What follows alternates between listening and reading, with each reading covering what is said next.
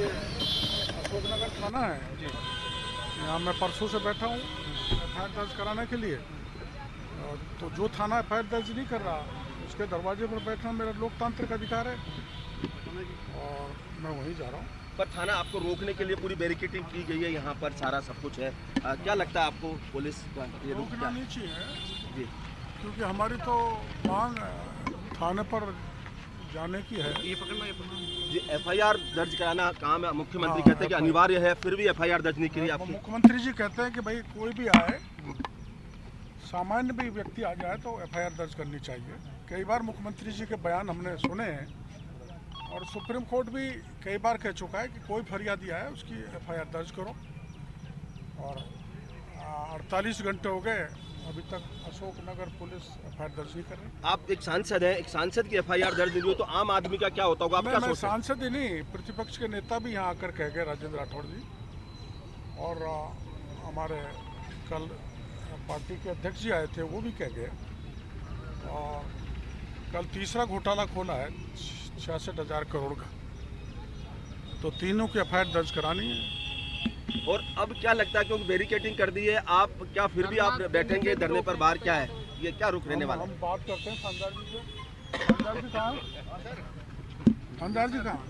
हमारे एफआईआर दर्ज कर लो यार। रावत साहब ऐसा क्यों करते हो? सर अब हम तो हमारा काम कर रहे हैं। हाँ, आप क्या काम करो, हम और एफआईआर तो दर्ज करवा लो। आपकी एफआईआर पहुंचा दी सर? हाँ पहुंचा दी। वो तो थाने पे दर्ज होती है, कोई मुख्यमंत्री जी के घर पे थोड़ी होती है। आप इनसे पूछो दर्ज क्यों नहीं कर रहे हैं।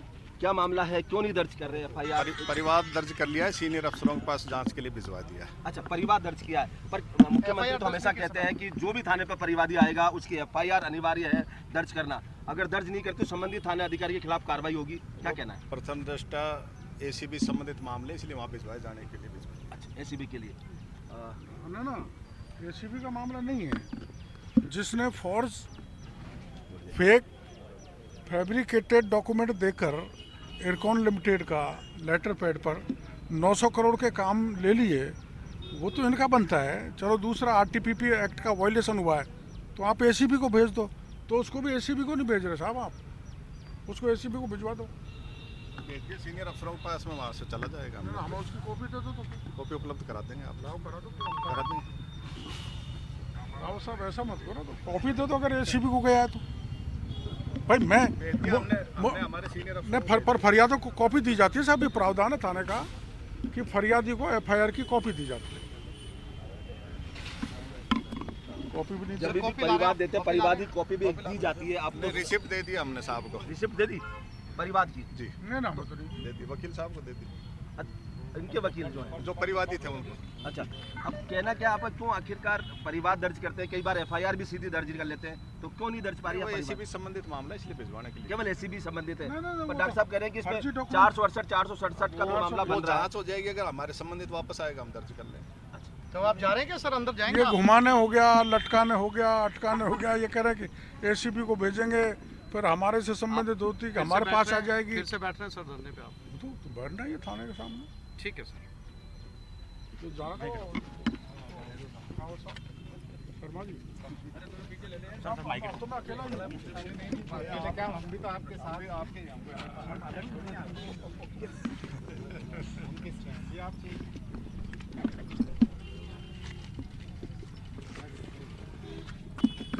बिल्कुल आप देख रहे हैं कि सांसद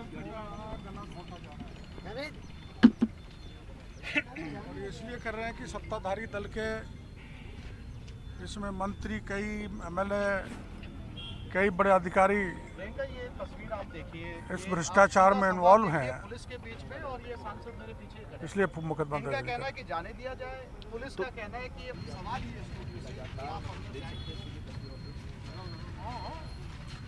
आम रास्ता है। अरे यार, अरे तू उसको छोड़ दे। और राज्य के शासन का थाना है अशोकनगर, और यहाँ आम जन के बड़े बड़े मकान भी हैं। आवाजाही बंद कर दी, और की तो कर दी, लेकिन मैं तो मुस्तकिस पार्टी हूँ, मांग करता हूँ। आपको जो जवाब दिया है पुलिस ने, आप उससे संतुष्ट हैं? इन्होंने कहा है कि परिवाद ले लिया है। ना परिवाद ले लिया, हमको तो कोई परिवाद दर्ज भी हुआ है कि नहीं हुआ, कोई कॉपी हमको तो मिली नहीं। और मेरे तो ये बात, मैं रात को पूर्व स्पीकर सुमित्रा सिंह जी का पलंग लाया था। अब वो सुमित्रा सिंह जी ने मेरे को पलंग दिया, बेचारी ने, उसको भी जब्त कर लिया इन्होंने। एक पंखा दे गया था आप जैसा, उस पंखे को भी जब्त कर लिया। मेरा एक गदरा तकिया और वो चद्दर थी, उसको भी ले गए। थोड़ा मोड़ा सामान और था, तो मेरा तो कंगाली माटा गीला हो गया। तो आप आज दोबारा मंगाएंगे सारा सामान? मेरा वो छोटा सा वो वाटर प्रूफ था, उसको तो दे दो, सामान को दे दो। सॉरी डॉक्टर साहब, एक क्योंकि रास्ता रोकता है, कहीं भी प्रदर्शन होता है तो पुलिस मुकदमा दर्ज करती है। यहाँ तो कुछ पुलिस ने ही रास्ता रोका हुआ है, क्या कहना है? उसके बाद भी पुलिस अपने खिलाफ, मेरे खिलाफ रास्ता रोकने का, राजकार्य बाधा का मुकदमा दर्ज जरूर कराएगी। ऐसा करती है पुलिस, रास्ता यही रोकते हैं और यही राजकार्य बाधा और रास्ता रोकने का मुकदमा दर्ज करा देंगे। इनको क्या दोष है? राजस्थान के मुखिया नंबर 1 के आदेश से तो इनको तो करना ही पड़ेगा बेचारों पालना। और मेरा कर्तव्य बनता है कि भ्रष्टाचार उजागर हो, भ्रष्टाचारी जेल के शिक्षों में जाए, तो मैं भी आसानी से हटने वाला नहीं हूँ। अभी जबरदस्ती गिरफ्तार करेंगे, बात अलग है। मेरे को तो पता ही नहीं था, वरना बिस्तर साथ लेकर आता तो यहाँ बचा के बैठ जाता।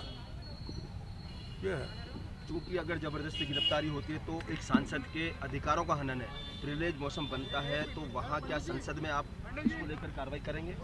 मैं आमतौर पर प्रिविलेज मोशन लगाता नहीं हूँ, क्योंकि वो एक सस्ती लोकप्रियता पाने का साधन है। देखो, राजनीति में आंदोलन चलते हैं, पुलिस की जिम्मेदारी बनती है जब उनको लगता है कि ठीक ही नहीं हो रहा तो उनका अधिकार है आंदोलन को रोकना, गिरफ्तारी करना, मोब को प्रिवेंट करना।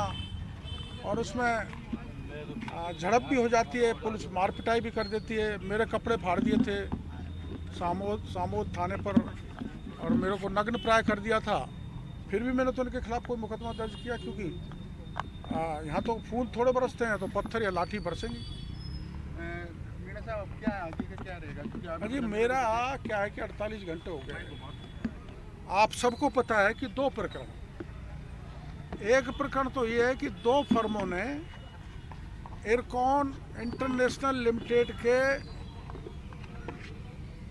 फर्जी प्रमाण पत्र देकर 900 करोड़ के काम प्राप्त कर लिए। तो उनका तो बनता है फोर्जरी का मामला 420, 467, 471 जो आईपीसी ऑफेंस है, जो इनकी जिम्मेदारी है, उनको दर्ज करो। दूसरी एफआईआर वो है कि जानबूझकर सरकार के अधिकारियों ने, जिस पर मंत्री जी भी बिराज गए वित्त समिति की रिपोर्ट के आधार पर, कि वित्त विभाग का आदेश है कि आप पारदर्शिता बरसोगे, आरटीपीपी एक्ट का वॉयलेशन नहीं होना चाहिए। इन्होंने आरटीपीपी एक्ट का वॉयलेशन करके पारदर्शिता खत्म कर दी, जिससे 20,000 करोड़ के टेंडर 30 से 40% अबोव चल गए, पूलिंग हो गई।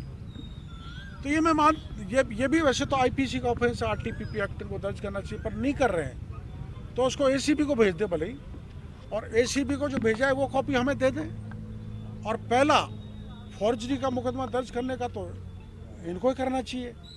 अब ये उसको भी एसीबी को भेज रहे, एसीबी वापस यहाँ पर भेज देगी, तो वही लटकाने, अटकाने, भटकाने का काम हो गया। अब मैं शांतिपूर्ण तरीके से बैठा हूँ 48 घंटे से, तो मेरे वहाँ 4-5 कार्यकर्ता उनको उठा के ले गए। मैंने जो गदड़ा बिछा रखा था उसको उठा के ले गए, तकिया ले गए, चद्दर ले गए, पंखे ले गए, रात को पंखा लगाया था उसको ले गए। सुमित्रा जी आई थी जो हमारी पूर्व स्पीकर हैं, उन्होंने कहा तुम ऐसे नीचे मत सो, कोई सांप वगैरह आ जाएगा, तो अपना पलंग दे गई थी, तो उनका पलंग भी उठा के ले गए। तो ये तो अत्याचार है, ऐसे नहीं होना चाहिए। माना हम कोई अशांति कर रहे थे, कहीं शांति भंग होने की संभावना है, तो हमारे खिलाफ कार्रवाई करो, सामान भी जब्त करो, हमको भी उठाओ। सारी गाड़ियों को उठा ले गए, कार्यकर्ताओं को ले गए। तो ये तो इमरजेंसी के हालात पैदा करने पे उतारू हैं माननीय मुख्यमंत्री जी। और वो इसलिए हैं कि सरकार के बड़े आला अफसर और कुछ मंत्री, कुछ एमएलए और कुछ चुनिंदा ठेकेदारों जो मिलके राजस्थान को लूटा है, चाहे वो खान का मामला हो, चाहे आईटी विभाग का मामला हो, चाहे जल जीवन मिशन का मामला हो। तो हम माननीय डिप्टी साहब से, विक्रम सिंह जी से कहेंगे कि हमको हमारे धरना स्थल पर जाने दें। एसीपी साहब खड़े हैं यहाँ, मना कर रहे हैं। हाँ, मैं प्रार्थना फिर कहेंगे इन्होंने साहब हाथापाई करी, तो मैं हाथ जोड़ के कहता हूँ कि आप हमको जाने दें। हाथ जोड़ के आपसे रिक्वेस्ट कर रहे हैं, आप कहाँ पधारने के लिए बोल रहे थे? मेरा धरना स्थल नहीं, ये आप कहाँ पधारने के लिए बोल रहे घर पधारे हैं। घर से तो मैं आया ही हूँ, इतनी जल्दी घर के। क्या रहेगा? आपको जो बैठ ही नहीं दे रहे, धरना नहीं दे पाएंगे, तो क्या कोर्ट की शरण लेंगे आप? नहीं, कोर्ट तो इसमें कुछ नहीं कर सकता। धरने में कोर्ट थोड़ा परमिशन देगा। मामला दर्ज नहीं हो पा रहा, आप बोल रहे हैं कि वो तो पार्टी तय करेगी, पार्टी तय करेगी किस जरिए, किस कानून के तहत ये मुकदमे दर्ज हों। लेकिन पुनः मेरा आग्रह रहेगा कमिश्नर साहब को, एसीपी साहब को और अपने अशोक नगर के इंचार्ज साहब को, इन्होंने पहले शुरू में कह दिया था कि एक को हम एसीबी को भेज देते हैं और एक को हम सीसीटीएन में दर्ज कर लेते हैं। अभी मुकर गए। फिर कमिश्नर साहब ने बुलाया मेरे को, उन्होंने भी कहा कि एक को एसीबी में भेज देते हैं क्योंकि एसीबी का बनता है, एक को सीसीटीएन में दर्ज कर लेते हैं। तो उनको कहीं ऊपर से आया होगा, ऊपर तो एक ही है गृह मंत्री, उन्होंने कहा होगा तो मामला दर्ज नहीं हो रहा। अब ये स्थिति बिगाड़ना चाहते हैं, कोई जो बिगड़ेगी तो इनकी जिम्मेदारी है।